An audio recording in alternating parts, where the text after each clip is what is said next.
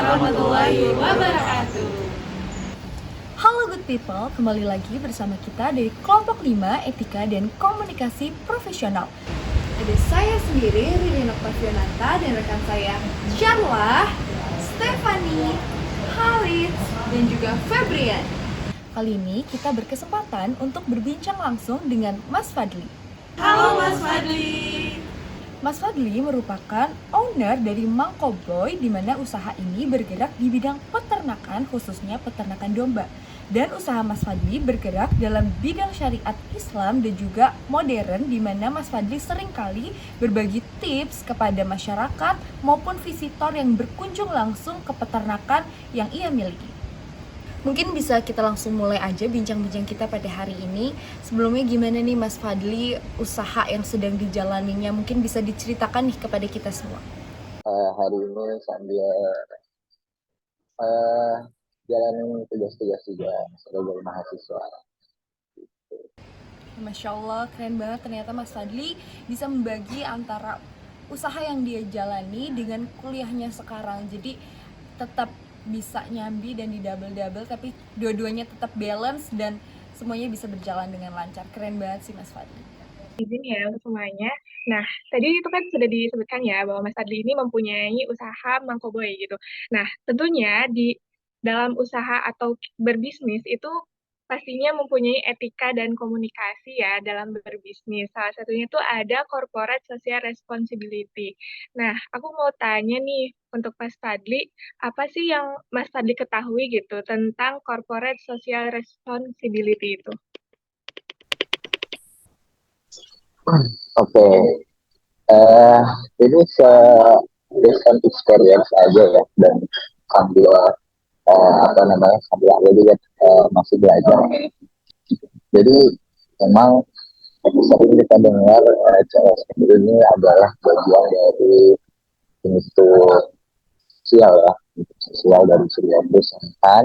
Bentuknya biasanya dan kebesarannya tergantung, cuma biasanya 2 sampai 3% profit per tahun. Untuk distribusinya itu masing-masing beda juga gitu. Ada yang misalnya kalau misalnya ada perusahaan-perusahaan gitu itu ada misalnya gini deh, Unilever itu profit per tahunnya itu sekitar 5 triliun. Tahun kemarin aja 5 triliun. Kalau dia let's say paling kecilnya 2% dari 5 triliun itu 200 miliar. Nah, 100 miliar itu nanti distribusinya kemana aja? Distribusinya banyak, misalnya ke bantuan sosial, gitu. Terus ke yang misalnya lembaga pendidikan. 100 miliar kan bukan angka yang kecil. Atau misalnya kita mau ngadain event yang butuh sponsor. Sponsor kalau dikasih 50 juta aja, itu sebenarnya cuma 0,02% dari biasanya. Jadi pengetahuan dan pengalaman itu kurang lebih kira-kira fungsi CSR itu ya tadi bantuan atau tanggung jawab sosial sebuah perusahaan terhadap lingkungannya. Yang kedua, yang paling sering sih biasanya untuk meningkatkan citra perusahaan, supaya istilahnya apa ya, kalau perusahaan itu banyak masalah di masyarakat itu. Oke Mas Fadli, seperti yang jadi bilang tadi kan menurut Mas Fadli sendiri CSR itu kita sama aja menyisihkan 2 hingga 3% dana perusahaan untuk warga sekitar ya, dimana hal tersebut tuh positifnya adalah dapat meningkatkan citra perusahaan itu sendiri. Tapi sebenarnya kan untuk perusahaan sendiri itu dana tersebut bisa dialokasikan dan dimanfaatkan lebih baik lagi, seperti untuk meningkatkan pelayanan perusahaan ataupun kesejahteraan karyawannya, juga meningkatkan keuntungan. Nah, menurut Mas Fadli sendiri itu berdasarkan faktor-faktor tadi itu, dari sisi positif ya dan juga sisi lainnya, apakah CSR ini sendiri penting untuk sebuah perusahaan dan mengapa menurut Mas Fadli jika itu penting? Menurut aku sangat penting ya, karena kebetulan bisnis aku ini sangat eh, berkaitan baik secara lokasi maupun secara emosi. Efeknya apa kalau misalnya nggak ada dana CSR yang dititipkan ini? Sebenarnya sangat betul. Dana CSR ini bisa dipakai untuk misalnya memaksimalkan pemberdayaan SDM-nya, terus kemudian maksimalkan apalagi pengelolaan dan sebagainya. Tapi kita juga nggak bisa terlepas dari stakeholder atau pihak-pihak lain gitu yang secara nggak langsung memang terikat dengan kita. Kasarnya gini, kalau misalnya kita nggak ada dana ekspor, ini perusahaan kita apalagi yang masih menengah atau skala kecil kayak begini ya, itu bisa dibubarin. Dana CSR ini cukup penting untuk menjaga keberlanjutan perusahaan dan juga tadi menjaga citra baik usaha. Apa sih citra baik itu penting? Citra baik itu penting karena kalau kita ada apa-apa itu lebih mudah dalam dalam aspek ses bisa juga eh, keterkaitan dengan petinggi-petinggi setempat gitu, itu akan lebih mudah aksesnya. Menurut Mas Fadli, CSR itu penting bagi perusahaan. Adakah hambatan atau permasalahan yang ada di perusahaan? Dan bagaimana solusinya Mas Fadli untuk menangani permasalahan itu? Benar. Jadi aku pun ternyata dari merasakan pentingnya CSR itu setelah mendirikan usaha ini ya. Sebelumnya mungkin aku pun menganggap CSR itu adalah hal yang sepele gitu kan. Di awal-awal sebelum aku membangun usaha ini, membangun itu sebenarnya lancar-lancar aja. Semua orang tuh mendukung kalau misalnya di tempat itu akan dibangun tangga. Tapi setelah domba itu terjual, kemudian skema jual belinya berjalan, kemudian ekosistemnya berjalan, orang tuh lihat ternyata ada suatu siklus keuangan yang terjadi di situ. Gitu. Dan dia merasa dia warga situ dan merasa kalau ada hak yang harus ada hak dia di dalam situ. Padahal kita ini sudah menaikkan bahkan 3 bulan sekali. CSR kan 1 tahun sekali harus. Cuma memang karena satu supaya usaha ini harus berlanjut, ya mau nggak mau kita harus menyesuaikan kondisi lingkungan juga. Baik, terima kasih Mas Fadli atas penjelasan terkait program CSR yang ada pada perusahaan Fadli sebelumnya.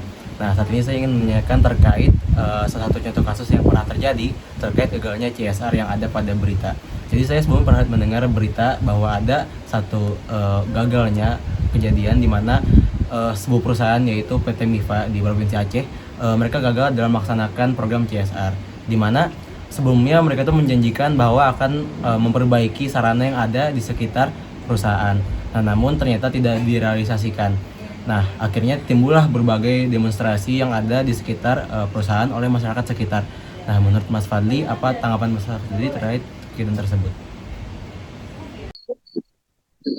Sebenarnya mungkin secara di perusahaan ya itu berjalan dengan, tapi distribusinya itu terhambat, bisa jadi karena yang mengelola dengan CSR itu atau memang si perusahaan ini udah menyisipkan, tapi harusnya kalau dilihat dari kasusnya kan, si perusahaan kan udah menjanjikan ya, harusnya secara generasi sudah menyisipkan.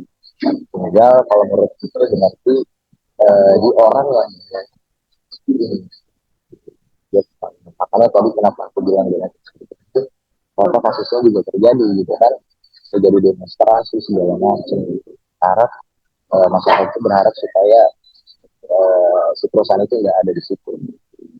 Karena memang nggak disalahkan juga sih sebenarnya, karena dia warga situ dan dia berhak haknya gitu. Karena mungkin ada beberapa juga dari perusahaan itu misalnya yang berefek buruk seperti polusi segala macam gitu. Itu yang lebih. Nah, berkaitan dengan CSR itu sendiri kan pastinya berhubungan langsung dengan respon masyarakat ya. Apalagi usaha yang Mas Fadli kembangkan itu membutuhkan lahan untuk kandang domba, yang tidak menutup kemungkinan juga itu respon masyarakat itu bakal menolak ataupun berpikiran negatif gitu. Lantas bagaimana cara Mas Fadli untuk mengatasi hal tersebut? Jadi waktu itu ada isu-isu, dia bilang, gini, ini kandangnya nanti jangan sampai tahu ya, gitu. Saya kan ini sebelahnya nih, masa nanti saya harus pakai masker kalau tidur, gitu lah.